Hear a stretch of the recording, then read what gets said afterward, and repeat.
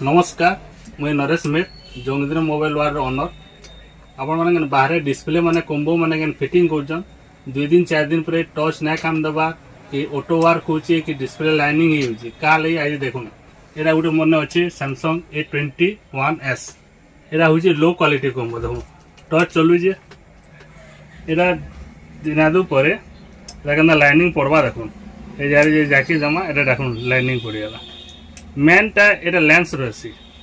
A lens जदि quality लो है a lens quality लो है देखो डैमेज होगा जस्ट एजारे ही डिस्प्ले रो मेन पॉइंट एटा जदि आप प्रेस कर देले बेले डिस्प्ले डैमेज होसी जिते बेले भी कोम्बो केने भी फिटिंग करबे बोले जिते भी कोम्बो जेनसी जगह फिटिंग करबे बेस्ट क्वालिटी कोम्बो लोग 200 300 400 टका डिफरेंस है तान अधिकार नानो आज जदि आउ हाई क्वालिटी खोजुछन डायरेक्ट सर्विस सेंटर के पलैज सेन ओरिजिनल लोग मार्केट लोग 200 300 ऊपर डिफरेंस है भल क्वालिटी माल लोग और भल धन्यवाद।